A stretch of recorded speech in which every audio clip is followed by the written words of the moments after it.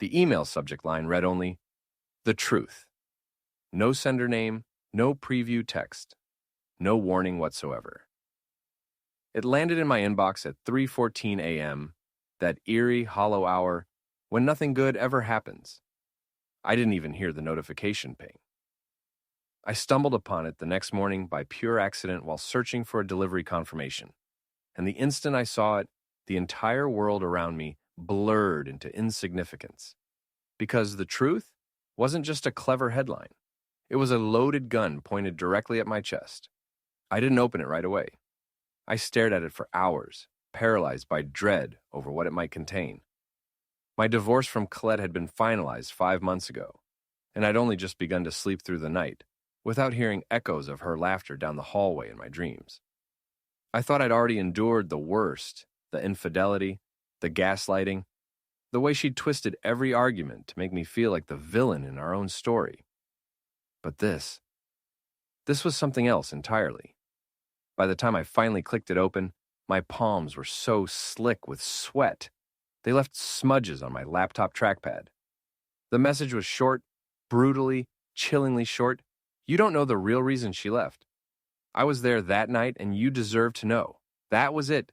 No signature. Just a single video file attached, no description, no context. The file name? Hallway Cam 309OV. I froze. I'd never seen that name before, but something about it, the cold precision of the numbers, the clinical detachment sent a shiver racing down my spine. And here's the thing. When I finally pressed play, I thought I was prepared. I had no idea I was about to witness the exact moment my marriage didn't just fall apart, but was deliberately, coldly murdered. I must have hovered over that video file for a full 5 minutes, my finger trembling just above the trackpad, my mind screaming every possible reason not to open it. Maybe it was fake. Maybe it was a cruel prank. But the timing, the icy tone of the subject line, the surgical precision of the message, it all felt too deliberate, too calculated, as if someone had been watching me, waiting for the precise moment I'd be broken enough to receive the rest of the story. I double-clicked. The screen went black for a heartbeat, then flickered to life with a grainy, dimly lit hallway. The timestamp in the corner read 10:32 p.m., 7 months ago, a full month before Colette ever asked for the divorce. At first, I didn't recognize the location. It wasn't our home, it wasn't her office. But the longer I stared, the more details snapped into focus.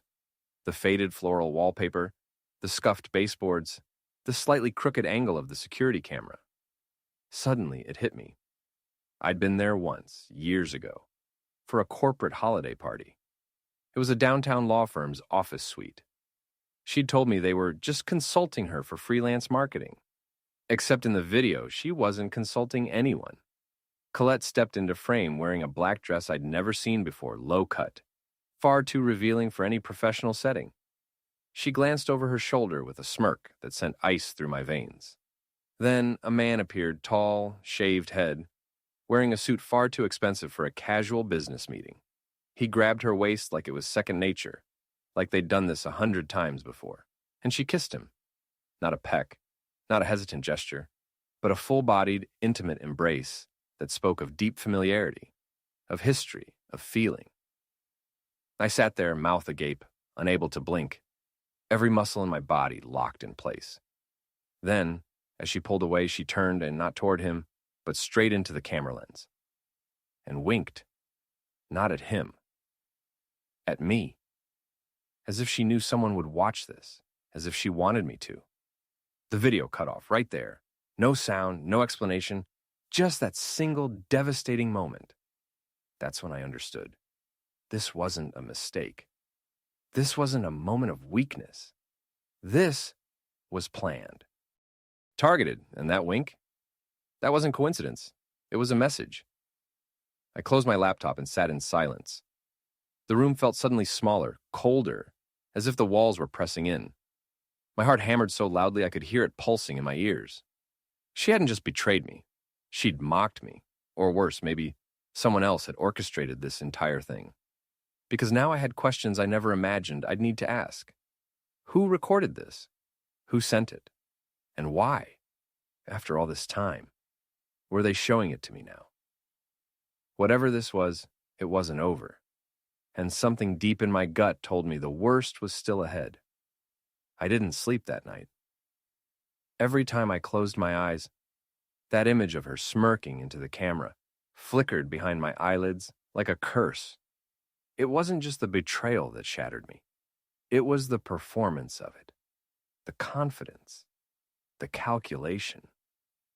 I replayed that single moment endlessly in my mind, dissecting every detail. The shade of her lipstick, the curve of her smile, the glaring absence of her wedding ring. Around 6:01 a.m., I dragged myself to the kitchen and brewed the weakest, most pathetic cup of coffee of my life. I sat at the table, staring at the floor tiles as if they might offer an explanation.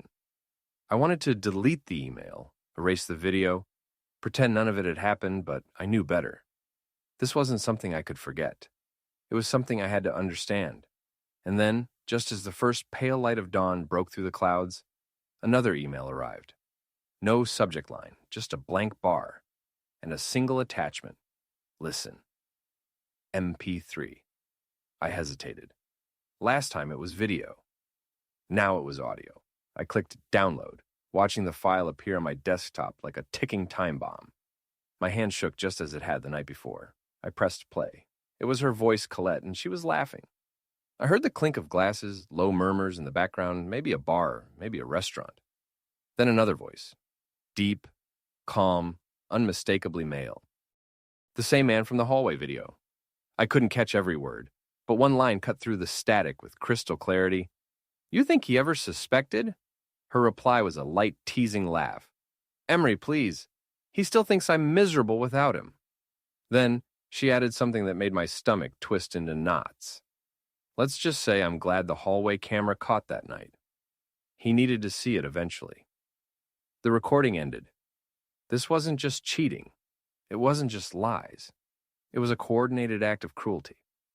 And worse, they knew I'd find it. She knew. She wanted me to. This wasn't a leak. Someone had sent me these files with her blessing. Or maybe someone was using her. I didn't know which possibility terrified me more. I stared at the empty email, my mind racing. No return address, no digital footprint. Just the voice of the woman I used to wake up beside, now laughing at my expense. And that's when a darker realization struck me. If these files existed, there might be more. Someone was feeding me breadcrumbs, leading me toward a full picture I wasn't sure I could bear to see. But why? Revenge? Closure? Or something far more sinister? I opened a blank document and typed 2 words at the top in all caps. Who benefits?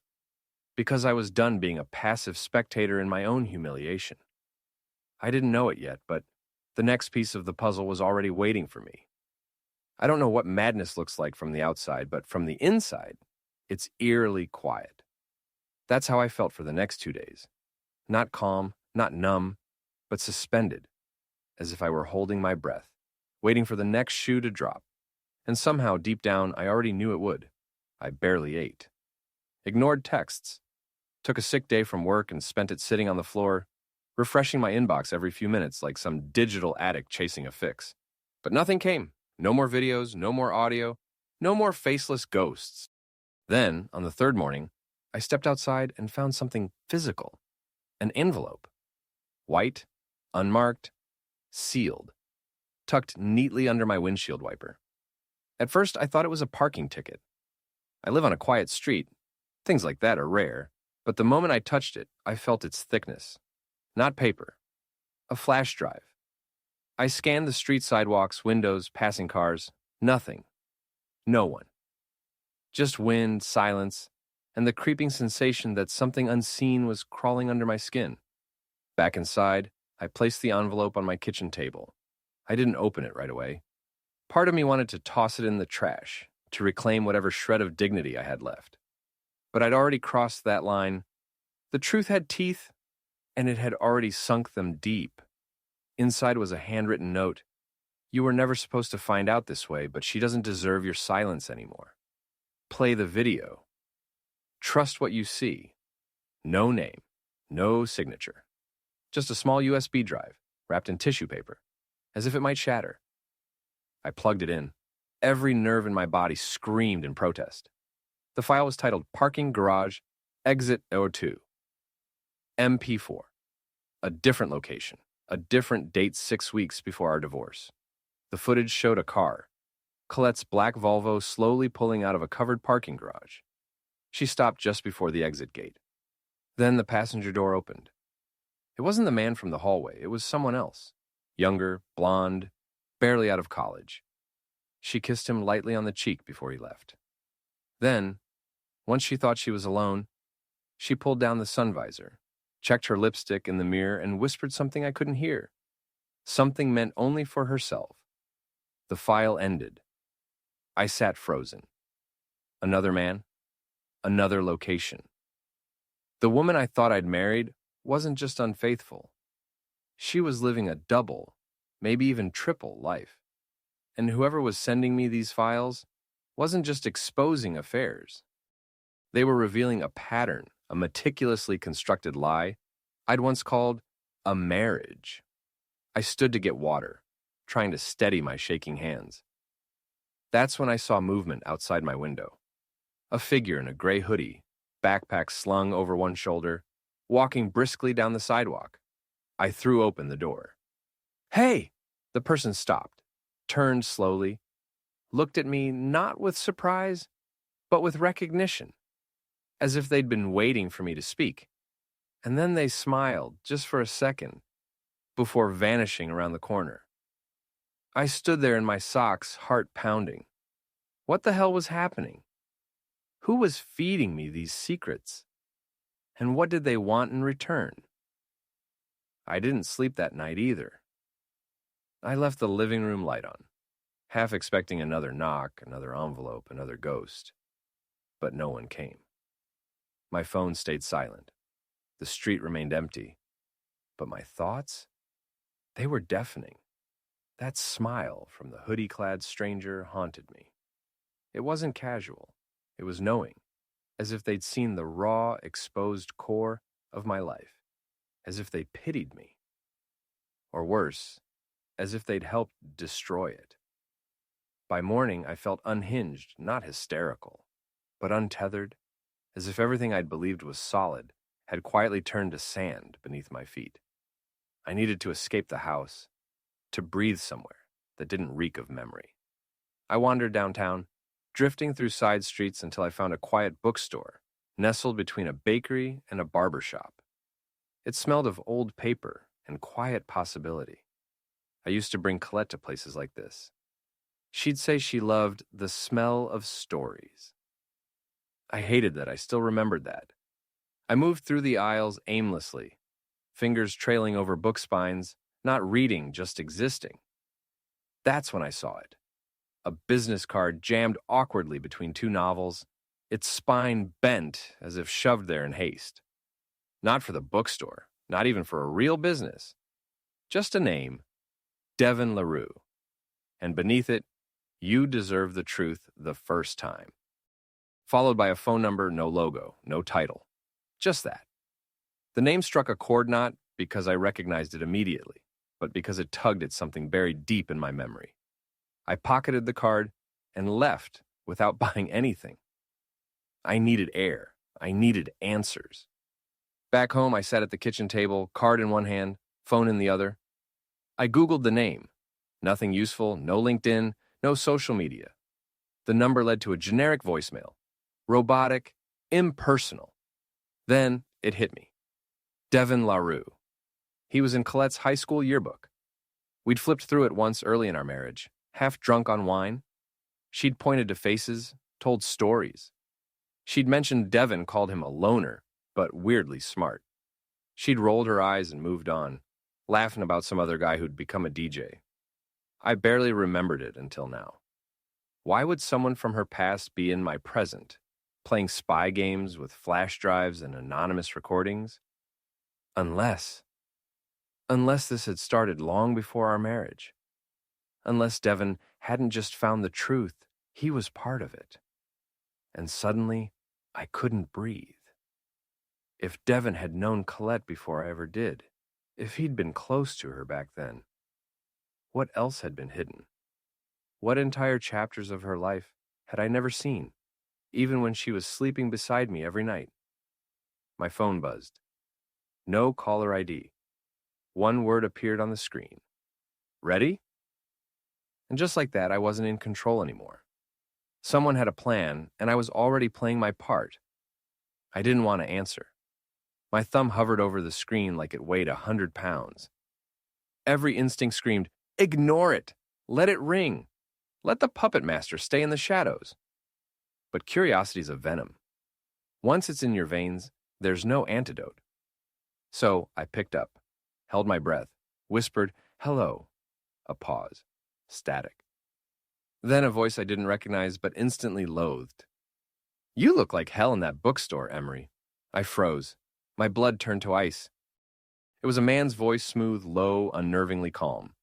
Whoever this was, he'd been watching me, maybe for far longer than I realized. "Who is this?" I asked, my voice cracking with fear and fury. "You know who I am. You just forgot." But Colette didn't. He was right. It hit me like a slow, crushing wave. Devin LaRue. Not just a high school acquaintance. He was the one. The boy she'd been obsessed with at 16. The one her parents had forbidden her from seeing. The one who'd vanished after graduation, or so I'd thought. "Why are you doing this?" I demanded. "Why now?" He chuckled softly. "Because I gave her a chance to tell you the truth herself. Years ago, she said you were too weak, that you'd break." He wasn't wrong.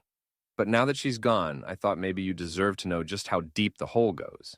I wanted to scream, to hang up, to demand answers face to face, but instead, I just sat there, hollowed out. "What do you mean, now that she's gone?" Another pause. "You really haven't heard?" His voice sounded almost surprised. He sighed. "Check the local hospital records. St. Aurelius, I see you. You'll find her name there. Room 314. She's not talking much these days. But if you're lucky, she might say goodbye." The call ended. No chance to respond. Just those final words echoing in my skull like a nightmare. I didn't grab my jacket, didn't think. I drove straight to St. Aurelius in a storm of disbelief, terror, and something I hadn't felt in years, panic. The idea of seeing Colette again tightened my throat like a noose. I didn't know if I was furious or terrified or both, but I had to go. I had to know if this was real, or just another twist in Devin's sick game. At the front desk, I asked for her. The nurse didn't seem surprised, just nodded and gave me the room numbers if she'd been expecting someone like me. Room 314 was at the end of a long hallway behind double doors. I stood outside for a full minute before knocking, no answer. So I pushed the door open, and there she was, pale, thin, unrecognizable. Wires snaked across her arms like spiderwebs. Machines beeped softly in the background. Her eyes were closed, but her lips moved faintly, as if whispering secrets in her sleep. I took one step closer and she opened her eyes. She saw me, and then she began to cry. Silent tears slid down her temples, soaking into the hospital pillow. I hadn't seen her in over 6 months, and in that moment, she looked like a ghost of herself. Fragile, diminished. Her hair thin, her cheeks hollowed by illness. I didn't know what I expected: rage, shame, indifference. But not this. Not tears. I stood frozen. Part of me wanted to turn and walk out forever. But her eyes held mine, desperate, pleading, the way they had in the early days of our marriage, before the lies, before the distance, before I ever doubted my worth. "You weren't supposed to find out like this," she whispered, her voice barely audible. "You mean the video?" I said, my throat burning. "Or the second one? Or the stranger mailing me flash drives and following me around town?" She closed her eyes. "Devin." I dropped into the chair beside her bed. It scraped loudly in the sterile silence. "So it's true. He's been watching me, feeding me this sick scavenger hunt." "Why?" Her breath hitched. "Because I asked him to." For a moment, the world tilted. Gravity itself seemed to falter. "I don't understand," I said slowly, choking on the words. "You wanted me to find out?" She nodded weakly. "Not everything. Not like this. I didn't know he'd go this far. But I asked him to show you pieces after I was gone. Gone? I repeated. You're still here. She gave a sad, faint smile. Not for long. Silence settled again. Then, without prompting, she began to speak, not in fragments, but in a quiet, steady stream. She told me it started before we were married, that Devin had been her first real love, but it was volatile, destructive. They broke up when he left town. She met me a year later, said I was safe, gentle, someone who could give her peace. But I never let him go, she admitted. Not really. I told myself I could bury him with time. But every fight we had, every silent dinner, every routine, he'd come rushing back into my mind. I felt like vomiting. So you married me while you were still in love with him? No, she said. And for the first time, I believed her. I loved you, just not enough. And that's the part I'll never forgive myself for. I looked at her, then really looked. She wasn't just tired, she was fading. Whatever illness had put her here was consuming her from the inside out. But it didn't make this easier. If anything, it made it worse. Because she'd waited until she had nothing left to lose to finally tell the truth. I didn't want you to remember me as the liar, she whispered. I wanted you to know there was more beneath it. I wiped a hand over my face, shaking. More lies. She slowly reached for the drawer beside her bed, pulled out a sealed envelope. This is the last one, she said. The part even Devin doesn't know. I didn't open it. Not then, I couldn't. What could possibly be left to confess? A secret child? Another affair? Some final revelation that would obliterate what little sense of self I had left? I took it home, let it sit on my nightstand for 3 days. Then, one morning, as sunlight spilled through my blinds, I finally opened it. And I realized it wasn't destruction waiting inside. It was peace. Inside were two things, a handwritten letter from Colette and a photograph. The letter was just one page, but every word was her. Her messy scrawl, her contradictions, her voice. She wrote that she'd been diagnosed with late-stage lymphoma 8 months before the divorce. She didn't tell me because she didn't want my pity, didn't want me to stay out of obligation. Didn't want our final chapter to be filled with tubes, beeping machines, and sterile hospital rooms. She'd always been proud even when it made her impossible. But she admitted something else. The cheating wasn't about love. It was about panic. About facing death and desperately trying to feel alive. She called it cowardly. Said she hated herself for how she handled it. But the worst part, she wrote, wasn't the betrayal. It was leaving me believing I'd never been enough. I loved you, Emery. Not perfectly, not always purely. But I did. And if you can take anything from all of this, please let it be this. You were not broken. I was. The photo was from our honeymoon.